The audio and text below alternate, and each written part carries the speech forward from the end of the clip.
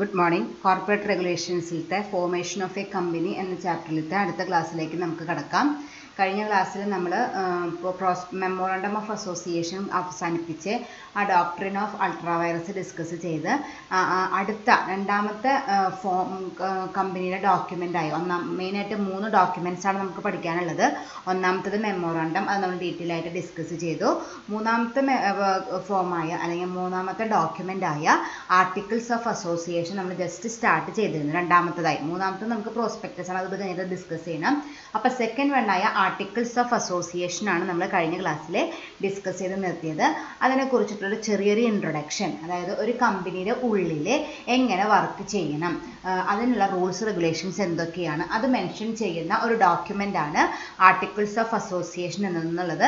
അതിൻ്റെ ജസ്റ്റ് ഒരു ഇൻട്രൊഡക്ഷൻ മീനിങ്ങും അത് നമ്മൾ കഴിഞ്ഞ ക്ലാസ്സിൽ ഡിസ്കസ് ചെയ്തു. ഇനി അതിൻ്റെ കണ്ടിന്യൂവേഷൻ ക്ലാസ്സിലേക്ക് നമുക്ക് കടക്കാം. ഈ ആർട്ടിക്കിൾസ് ഓഫ് അസോസിയേഷൻ്റെ കണ്ടിന്യൂവേഷൻ തന്നെയാണ്. It set outs the bylaws or rules of internal management of a company. ഒരു കമ്പനിയുടെ ഇൻറ്റേർണൽ മാനേജ്മെൻറ്റിൽ നമ്മൾ ഫോളോ ചെയ്യേണ്ട സെറ്റ് ഓഫ് റൂൾസ് അല്ലെങ്കിൽ ബൈലോസ് മെൻഷൻ ചെയ്യുന്ന ഒരു ഡോക്യുമെൻ്റ് ആണ്. ഇപ്പോൾ നമ്മളിപ്പോൾ ഒരു കമ്പനിയിലെ എന്തൊക്കെ റൂൾസ് റെഗുലേഷൻസ് ആണ് ഫോളോ ചെയ്യേണ്ടത് അത് പറയുന്ന ഒരു ഡോക്യുമെൻ്റ് ആണ് ഈ ആർട്ടിക്കിൾസ് എന്ന് പറയുന്നത്.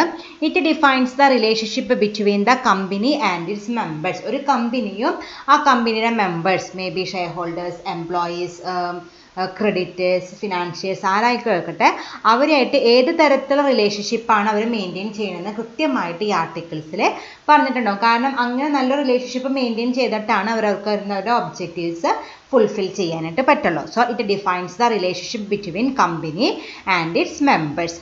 It states the manner in which the rights, powers and activities of a company are to be carried out. അതായത് ഏത് രീതിയിലാണ് ഒരു കമ്പനിയുടെ റൈറ്റ്സ്, പവേഴ്സ് ആൻഡ് ആക്ടിവിറ്റീസ്, എങ്ങനെയാണ് നമുക്ക് ഏതൊക്കെ രീതിയിലാണ് നമുക്ക് നമ്മുടെ പവേഴ്സ് എക്സസൈസ് ചെയ്യാനായിട്ട് പറ്റുക, എന്തൊക്കെ റൈറ്റ്സ് ആണുള്ളത്, എന്തൊക്കെ ആക്ടിവിറ്റീസ് ആണ് നമുക്ക് അണ്ടർടേക്കൺ ചെയ്യാനായിട്ട് പറ്റുക, ആ കാര്യങ്ങളൊക്കെ കൃത്യമായിട്ട് സ്റ്റേറ്റ് ചെയ്യുന്ന ഒരു ഡോക്യുമെൻ്റ് ആണ് ആർട്ടിക്കിൾസ് ഓഫ് അസോസിയേഷൻ എന്ന് പറയുന്നത്. It States the manner in which the rights, powers and activities of the company are to be carried out. It defines the powers of its officers. ഒരു കമ്പനിയുടെ ഓഫീസേഴ്സിന് ഉണ്ടായിരിക്കാനുള്ള power, എന്തൊക്കെ അധികാരങ്ങളാണ് അവർക്കുള്ളത്, അതിന് violate ചെയ്തിട്ട് അവർക്കൊന്നും ചെയ്യാനായിട്ട് പറ്റില്ല. അപ്പോൾ അത് എന്തൊക്കെയാണ് ഉള്ളത് എന്നുള്ളത് കൃത്യമായിട്ട് മെൻഷൻ ചെയ്യുന്ന ഡോക്യുമെൻ്റ് ആണ് ആർട്ടിക്കിൾസ് ഓഫ് അസോസിയേഷൻ. ഓക്കെ, അപ്പോൾ ഇത്രയൊക്കെയാണ് അതിൻ്റെ മീനിങ് ആയിട്ട് പഠിക്കുന്നത്. സിമ്പിളായിട്ട് പറയുകയാണെങ്കിൽ കമ്പനിയുടെ ഒബ്ജക്റ്റീവ്സ് ഫുൾഫിൽ ചെയ്യാനായിട്ട് എന്തെല്ലാം കാര്യങ്ങൾ ഒരു കമ്പനിക്ക് ചെയ്യാം അത് മെൻഷൻ ചെയ്യുന്ന ഡോക്യുമെൻറ്റിനെ വിളിക്കുന്ന പേരാണ് ആർട്ടിക്കിൾസ് ഓഫ് അസോസിയേഷൻ എന്ന് പറയുന്നത്. ഇനി അതിൻ്റെ ഡെഫിനിഷൻ പറയുന്നുണ്ട്, അത് നിങ്ങൾ പഠിച്ചിരിക്കണം. According to Justice Charlesworth, the articles of association is a document regulating the rights of members of the company among themselves. അതിലെ articles of association is a document regulating the rights of members of the company. ഒരു കമ്പനിയിലുള്ള മെമ്പേഴ്സിൻ്റെ rights എന്തൊക്കെയാണ് കൃത്യമായിട്ട് പറയും. Among themselves and the manner in which the business of the company shall be conducted. നമ്മുടെ business ഏത് രീതിയിലാണ് നമുക്ക് മുന്നോട്ട് കൊണ്ടുപോകാനായിട്ട് പറ്റുക, ഏതൊക്കെ മോഡ്സ് ഉപയോഗിച്ചിട്ടാണ് നമുക്ക് നമ്മുടെ ബിസിനസ് സ്മൂത്തായിട്ട് മുന്നോട്ട് കൊണ്ടുപോകാനായിട്ട് പറ്റുക, ഈ 2 കാര്യങ്ങളും മെൻഷൻ ചെയ്യുന്ന ഡോക്യുമെൻറ്റിനെ വിളിക്കുന്ന പേരാണ് articles of association.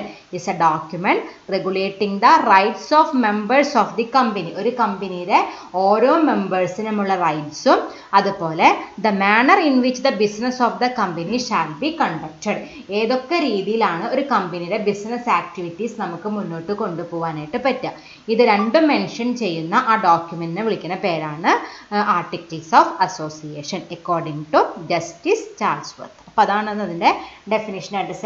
Companies ആക്ടിലുള്ള definition പറഞ്ഞിട്ടുണ്ട്, അത് അത്ര സിമ്പിൾ അല്ല. അപ്പോൾ അതുകൊണ്ട് ഇത് പഠിച്ചാലും മതി. കൃത്യം നല്ല സിമ്പിളായിട്ട് പറയുന്ന ഒരു ഡെഫിനിഷനാണ്. അപ്പോൾ ജസ്റ്റിസ് ചാൾസ്വർത്തിൻ്റെ ഡെഫിനിഷൻ പഠിച്ചു വെച്ചാൽ മതി. Okay, next topic is companies must have articles. ഇനി താഴെ പറയുന്ന 3 ടൈപ്പ് ഓഫ് കമ്പനികൾക്ക് ആർട്ടിക്കിൾസ് ഓഫ് അസോസിയേഷൻ ഉണ്ടാക്കണമെന്ന് നിർബന്ധമാണ്. Private limited company, public companies limited by guarantee, unlimited company. ഈ 3 കമ്പനികൾക്ക് നിർബന്ധമായിട്ടും ഒരു ഡോക്യുമെൻ്റ് ആയിട്ട് ആർട്ടിക്കിൾസ് ഓഫ് അസോസിയേഷൻ ഉണ്ടാക്കും വേണം. അതൊരു കമ്പനി രജിസ്റ്റർ ചെയ്യുന്ന സമയത്ത് രജിസ്ട്രാർ ഓഫ് കമ്പനീസിൽ നമ്മൾ സബ്മിറ്റ് ചെയ്യും വേണം. പ്രൈവറ്റ് ലിമിറ്റഡ് കമ്പനി ആണെങ്കിൽ, അതുപോലെ public company limited by guarantee ആണെങ്കിൽ, അൺലിമിറ്റഡ് കമ്പനി ആണെങ്കിൽ ഈ 3 കമ്പനികൾ നിർബന്ധമായിട്ടും ഉണ്ടാക്കണം. It is not obligatory for public company limited by shares. നമ്മൾ പബ്ലിക് കമ്പനിയിൽ തന്നെ 2 ടൈപ്പ് പഠിച്ചിട്ടുണ്ടായിരുന്നു, ലിമിറ്റഡ് ബൈ ഗ്യാരണ്ടിയും ലിമിറ്റഡ് ബൈ ഷെയർസും. അതിൽ ലിമിറ്റഡ് ബൈ ഗ്യാരണ്ടിക്ക് നിർബന്ധമായിട്ടും ആർട്ടിക്കിൾസ് ഓഫ് അസോസിയേഷൻ ഉണ്ടാക്കിയിരിക്കണം. പക്ഷേ public company limited by share ആണെങ്കിൽ അവർക്ക് നിർബന്ധമില്ല. ഉണ്ടാക്കുന്നതുകൊണ്ട് തെറ്റില്ല, പക്ഷേ നിർബന്ധമില്ല. ഉണ്ടാക്കിയില്ല എന്ന് വിചാരിച്ചാൽ അവർക്ക് പ്രത്യേകിച്ച് ലീഗൽ ആക്ഷൻ ഒന്നും ഉണ്ടാവില്ല. അപ്പോൾ 3 ടൈപ്പ് ഓഫ് കമ്പനികൾക്ക് നിർബന്ധമാണ്. Companies limited by shares, public company limited by ഷെയർസിന് മാത്രം ഓപ്ഷണലാണ്. Okay, next is provisions related to articles. ഈ ആർട്ടിക്കിൾസ് ഓഫ് അസോസിയേഷൻ റിലേറ്റഡ് ആയിട്ട് എന്തെല്ലാം പ്രൊവിഷൻസ് ആണ് നമ്മുടെ കമ്പനീസ് ആക്ട് 2013 പറഞ്ഞിട്ടുള്ളത്. ഈ ഒരു കമ്പനി ഒരു ആർട്ടിക്കിൾസ് ഓഫ് അസോസിയേഷൻ ഉണ്ടാക്കുമ്പോൾ എന്തെല്ലാം കാര്യങ്ങൾ ശ്രദ്ധിക്കണമെന്ന്. The subscribers may frame rules and regulations on any matter which is necessary for internal management of the company. ആ കമ്പനിക്ക് ഇൻറ്റേർണൽ മാനേജ്മെൻറ്റിനെ ഹെൽപ്പ് ചെയ്യാവുന്ന ഏതൊരു തരത്തിലുള്ള റൂൾസും റെഗുലേഷൻസും അവർക്ക് ഫ്രെയിം ചെയ്യാം, യാതൊരു കുഴപ്പമില്ല. പക്ഷേ for the benefit of the company അല്ലെങ്കിൽ for the internal benefit of the company ആയിരിക്കണമെന്ന് മാത്രമേ നിർബന്ധമുള്ളൂ. അല്ലാണ്ട് ബെനിഫിഷ്യൽ അല്ലാത്ത കാര്യങ്ങളൊന്നും അവർ ഉണ്ടാക്കേണ്ട ആവശ്യമില്ല. ഏതെങ്കിലും ഒരു കാര്യം കമ്പനിക്ക് ബെനിഫിഷ്യൽ ആണെങ്കിൽ അങ്ങനത്തെ ഒരു ക്ലോസ് അല്ലെങ്കിൽ അങ്ങനത്തെ ഒരു കണ്ടീഷൻ അതിൽ വെക്കുന്നത് യാതൊരു തെറ്റുമില്ല. The subscribers of Memorandum of Association should sign the articles also. നമ്മൾ മെമ്മോറാണ്ടത്തിൽ പഠിച്ചിട്ടുണ്ട്. സബ്സ്ക്രൈബേഴ്സ് എന്ന് പറഞ്ഞാൽ എന്താണ്? ആരാണോ ആ മെമ്മോറാണ്ടത്തിൽ ഒപ്പിടുന്നത് അവരെ വിളിക്കുന്ന പേരാണ് സബ്സ്ക്രൈബേഴ്സ് എന്ന് പറയുന്നത്. ആ സബ്സ്ക്രൈബേഴ്സ് മെമ്മോറാണ്ടത്തിൽ ഒപ്പിട്ട ആൾക്കാർ തന്നെ ഇവിടെയും ഒപ്പിടണം. ഈ ആർട്ടിക്കിൾസിലും നിർബന്ധമായിട്ടും ഒപ്പിട്ടിരിക്കണം. But these should not conflict with the provisions of the Companies Act and should not go beyond the powers of the Memorandum of Association. ഇതെന്തുണ്ടാവാൻ പാടില്ല? ഈ ആർട്ടിക്കിൾസിൽ ഉള്ള പ്രൊവിഷൻസ് ഒന്നും should not conflict with the provisions of the companies act. Companies ആക്ടിൽ പറഞ്ഞിട്ടുള്ള പ്രൊവിഷൻസിന് conflict ആവുന്ന രീതിയിലുള്ള ഒരു പ്രൊവിഷനും ഏതിലുണ്ടാവാനായിട്ട് പാടില്ല? ആർട്ടിക്കിൾസ് ഓഫ് അസോസിയേഷനിൽ ഉണ്ടാവാനായിട്ടും പാടില്ല.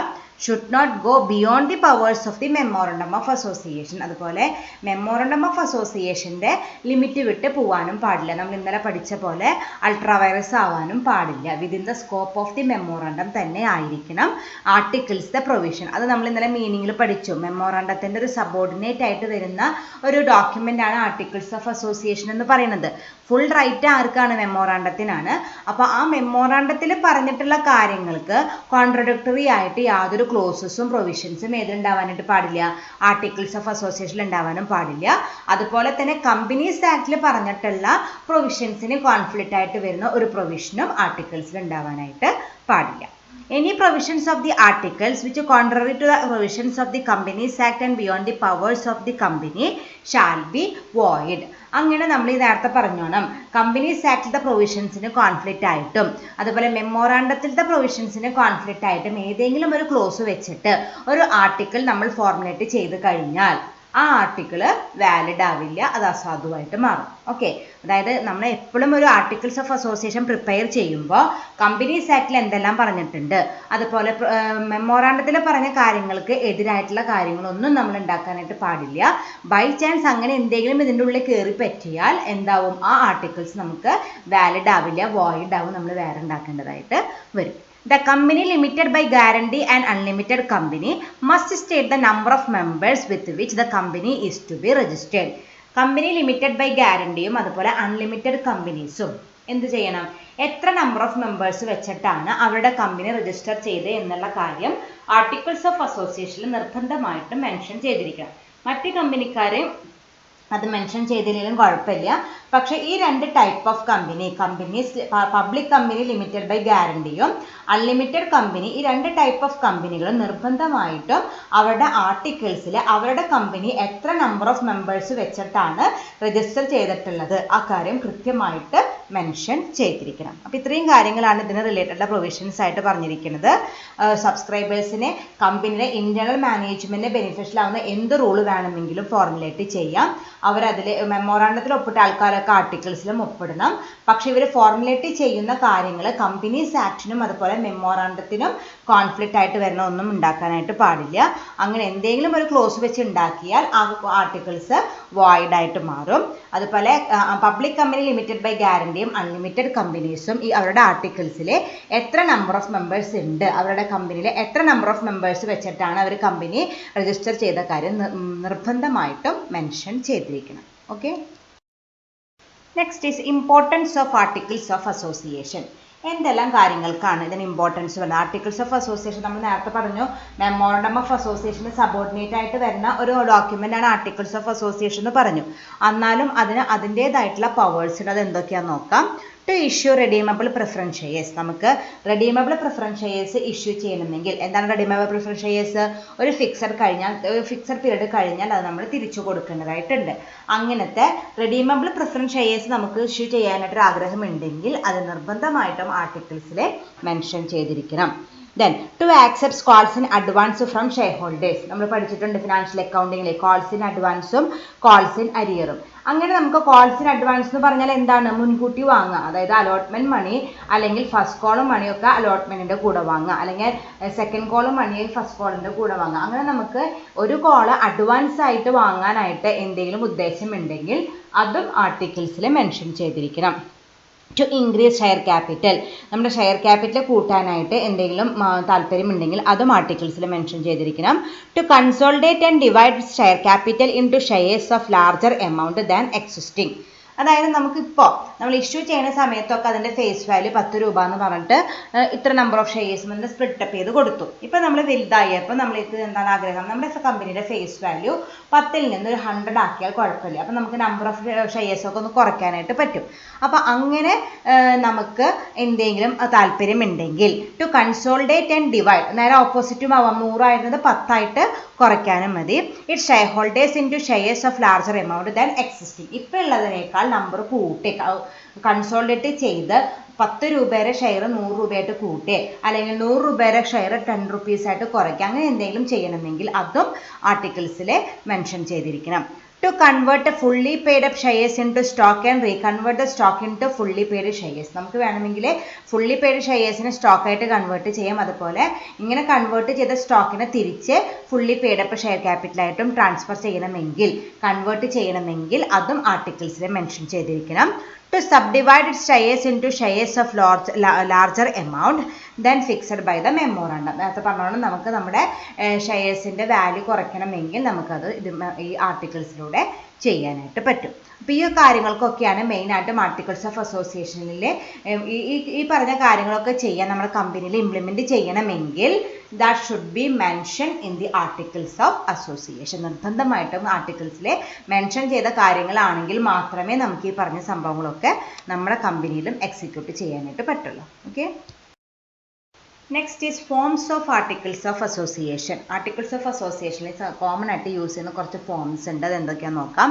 The forms of articles of association are given in table F, G, H, I and J in the Schedule 1 of the Companies Act 2013.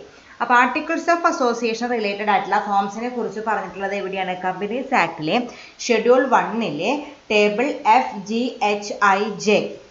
ഈ 4 ഫോംസിലായിട്ടാണ്, ടേബിളിലായിട്ടാണ് ഈ ആർട്ടിക്കിൾസ് ഓഫ് അസോസിയേഷൻ റിലേറ്റഡ് ആയിട്ടുള്ള ഫോംസിനെ കുറിച്ച് പറഞ്ഞിട്ടുള്ളത്. അതിൽ ടേബിൾ Fലെ കമ്പനി ലിമിറ്റഡ് ബൈ ഷെയർസിനെ കുറിച്ചിട്ടാണ് പറഞ്ഞിട്ടുള്ളത്. ജിയിലെ company limited by guarantee and having share capital. Limited by ഗ്യാരണ്ടിയുമാണ് ഷെയർ ക്യാപിറ്റൽ ഉള്ള കമ്പനിയാണെങ്കിൽ അതിനെക്കുറിച്ച് പറഞ്ഞിട്ടുള്ളത് table ജിയിലാണ്.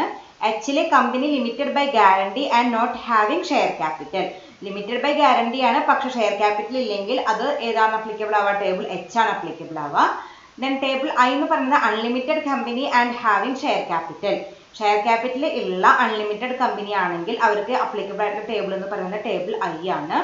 Then last one table J, unlimited company and not having share capital.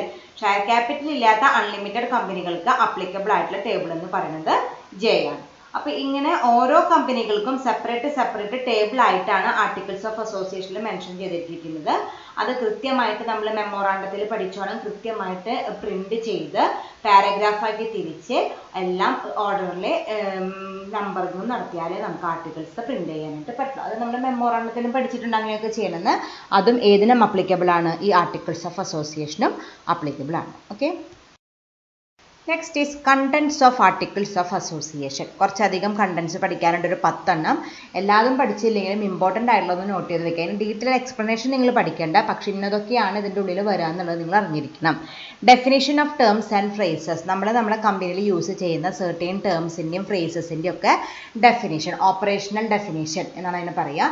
അതായത് നമ്മളിപ്പോൾ ഒരു ടേം യൂസ് ചെയ്യുന്നു, ആ ടേമിൻ്റെ പല മീനിങ് ഉണ്ടാവും. നമ്മൾ കമ്പനിയിൽ ഇന്ന മീനിങ് ഉദ്ദേശിച്ചിട്ടാണ് ആ ടേം യൂസ് ചെയ്യുന്നത് കൃത്യമായിട്ട് ആർട്ടിക്കിൾസിൽ മെൻഷൻ ചെയ്തിരിക്കണം. നമ്മൾ ഏതൊക്കെ ടേംസ് അല്ലെങ്കിൽ എല്ലാ ടേംസും അല്ല, വളരെ ഇമ്പോർട്ടൻ്റ് ആയിട്ട് നമ്മുടെ കമ്പനിയിൽ യൂസ് ചെയ്യുന്ന എന്തെങ്കിലും ഒരു ടേമിൻ്റെ ഓപ്പറേഷണൽ ഡെഫിനേഷൻ നമ്മൾ നിർബന്ധമായിട്ടും കൊടുത്തിരിക്കണം. പ്രീ ഇൻകോർപ്പറേഷൻ കോൺട്രാക്ട്സ്, അത് നമ്മൾ മുമ്പ് പഠിച്ചിട്ടുണ്ട്. എന്താണ് പ്രീ ഇൻകോർപ്പറേഷൻ കോൺട്രാക്ട്സ്? രജിസ്ട്രേഷന് മുമ്പ് നമുക്ക് ഇഷ്യൂ ചെയ്ത് തരുന്ന കോൺട്രാക്റ്റിനെ വിളിക്കുന്ന പേരാണ് പ്രീ ഇൻകോർപ്പറേഷൻ കോൺട്രാക്ട് എന്ന് വിളിക്കുന്നത്. അതിനെക്കുറിച്ച് മെൻഷൻ ചെയ്തിരിക്കണം. Share capital and the rights of the shareholders. ഷെയർ ക്യാപിറ്റലിനെ കുറിച്ചുള്ള ഫുൾ ഡീറ്റെയിൽസ് അവിടെ കൊടുക്കണം. അതുപോലെ എന്തൊക്കെ റൈറ്റ്സ് ആണ് നമ്മുടെ കമ്പനി ഷെയർ ഹോൾഡേഴ്സിനെ അലൗ ചെയ്ത് കൊടുത്തിട്ടുള്ളത് അതും മെൻഷൻ ചെയ്തിരിക്കണം. Then allotment of shares. എങ്ങനെയാണ് ഷെയർ അലോട്ട്മെൻറ്റ് എങ്ങനെയാണ് നടത്തേണ്ടത്? കോൾസ് ഓൺ ഷെയർസ്, എങ്ങനെയാണ് ഷെയറിൻ്റെ calls, first call second calls അങ്ങനത്തെ കോൾസ് ഒക്കെ എങ്ങനെയാണ് നടത്തേണ്ടത്? ഫോർഫീച്ചർ ഓഫ് ഷെയർസ്, നമ്മൾ ഷെയർസ് ഫോർഫീച്ചർ ചെയ്യുന്നുണ്ടെങ്കിൽ അതിനെക്കുറിച്ച് മെൻഷൻ ചെയ്യണം. ട്രാൻസ്ഫർ ഓഫ് ഷെയർസ്, നമുക്ക് ഷെയർസ് ട്രാൻസ്ഫർ ചെയ്യണമെങ്കിൽ അതിനെക്കുറിച്ച് മെൻഷൻ ചെയ്യണം. ലീൻ ഓൺ ഷെയർസിൻ്റെ മുകളിൽ ലീൻ ഉണ്ടെങ്കിൽ അതും നമ്മൾ മെൻഷൻ ചെയ്യണം. ഷെയർ സർട്ടിഫിക്കറ്റ്സ് ആൻഡ് ഷെയർ വാറൻറ്റ്സ്, നമ്മൾ ഓരോ ഷെയർ ഹോൾഡേഴ്സിനും ഇപ്പോൾ ഡിജിറ്റൽ ഫോർമാറ്റിലാണെന്ന് എന്ത് ഇഷ്യൂ ചെയ്യണം? ഷെയർ സർട്ടിഫിക്കറ്റ്സും വാറൻറ്റ്സും ഇഷ്യൂ ചെയ്യണം, അതും മെൻഷൻ ചെയ്യണം. അലോക്കേഷൻ ഓഫ് ഷെയർ ക്യാപിറ്റൽ, നമ്മുടെ കമ്പനിയുടെ രജിസ്റ്റേർഡ് ഷെയർ ക്യാപിറ്റൽ ഏതൊക്കെ രീതിയിലാണ് നമ്മൾ അലോട്ട് ചെയ്ത് കൊടുത്തിരിക്കുന്നത് അത് കൃത്യമായിട്ട് മെൻഷൻ ചെയ്യണം. കഴിഞ്ഞിട്ടുള്ള അടുത്ത സ്ലൈഡുണ്ട്, ഇതിൽ ഇത്രയും പറഞ്ഞിട്ടുള്ളൂ. ഞാൻ നേരത്തെ പറഞ്ഞ ഇതിന് ഡീറ്റെയിൽഡ് എക്സ്പ്ലനേഷൻ ഒന്നും നിങ്ങൾ പഠിക്കേണ്ട, പക്ഷേ മെയിൻ പോയിന്റ്സ് ഒന്നും ഓർഡറിലെന്ന് വെച്ചാൽ റിലേറ്റ് ചെയ്തിട്ട് പഠിച്ചു വയ്ക്കുക. അപ്പോൾ 19 എണ്ണം എഴുതാൻ പറ്റിയില്ലെങ്കിലും ഒരു 10-15 എണ്ണം നമുക്ക് എഴുതാനായിട്ട് പറ്റണം. ഓക്കെ, അടുത്തത് conversion of shares into stock. ഷെയർസിന് സ്റ്റോക്കിലേക്ക് കൺവേർട്ട് ചെയ്യണമെങ്കിൽ അത് മെൻഷൻ ചെയ്തിരിക്കണം. Dividends, reserves and capitalisation of profits, നമുക്ക് എത്ര dividend, reserves, capitalisation of profit and details കൊടുക്കണം. അപ്പോയിൻമെൻറ്റ് ഓഫ് മാനേജറിയൽ പേഴ്സണൽ, നമ്മുടെ കമ്പനിയിൽ അപ്പോയിൻറ്റ് ചെയ്യുന്ന എംപ്ലോയീസിനെ കുറിച്ചുള്ള ഡീറ്റെയിൽസ് കൊടുക്കണം. മീറ്റിംഗ്സിനെ കുറിച്ചുള്ള ഡീറ്റെയിൽസ് കൊടുക്കണം. ബോറോയിങ് പവേഴ്സ്, കമ്പനിക്ക് എന്തോരം ബോറോയിങ് പവേഴ്സ് ഉണ്ട്, എത്ര ലിമിറ്റ് വെച്ച് നമുക്ക് ഫണ്ട് ബോറോ ചെയ്യാനായിട്ട് പറ്റും, ആ കാര്യങ്ങൾ മെൻഷൻ ചെയ്യണം. അക്കൗണ്ട്സ് ആൻഡ് ഓഡിറ്റ്സ് റിലേറ്റഡ് എല്ലാ കാര്യങ്ങളും ഇതിന് മെൻഷൻ ചെയ്യണം. Common seal of the company. Voting rights and proxies, ആർക്കൊക്കെയാണ് വോട്ടിംഗ് റൈറ്റ്സ് ഉള്ളത്, അതുപോലെ ആർക്കൊക്കെയാണ് പ്രോക്സീസിനെ അപ്പോയിൻറ്റ് ചെയ്തിട്ടുള്ളത്. പ്രോക്സീസ് എന്ന് പറഞ്ഞാൽ എന്താണ്? എനിക്ക് ഇപ്പോൾ ഒരു വോട്ടിനൊന്നും പോകാനായിട്ട് പറ്റില്ല, എനിക്ക് പകരം ഞാൻ വേറെ ആളെ പറഞ്ഞേക്കുന്നു, അതാണ് പ്രോക്സീസ് എന്ന് വിളിക്കുന്നത്. അതിനെക്കുറിച്ച് മെൻഷൻ ചെയ്യണം. Winding up of the company, എന്തായാലും ഒരു കമ്പനി ആണെങ്കിൽ അതിനൊരു അടച്ചുപൂട്ടലുണ്ടാവും. അങ്ങനെ വൈൻഡിങ് അപ്പിൻ്റെ സമയത്ത് എന്തെല്ലാം ലീഗൽ ഫോർമാലിറ്റീസ് ആണ് ഫോളോ ചെയ്യേണ്ടതെന്നുള്ള കാര്യവും നമ്മൾ ഈ ആർട്ടിക്കിൾസിൽ മെൻഷൻ ചെയ്തിരിക്കണം. അങ്ങനെ മൊത്തം 19 കണ്ടൻസ് ആണ്, അല്ലെങ്കിൽ കണ്ടൻസ് ആണ് ഇതിലുള്ളത്. അതിൽ ഇമ്പോർട്ടൻ്റ് ആയിട്ടുള്ള കുറച്ച് പഠിച്ചു വെക്കണം. ഡീറ്റെയിൽ ആയിട്ട് പഠിക്കേണ്ട, ജസ്റ്റ് പേര് മാത്രം പഠിച്ചാൽ മതി. Thank you.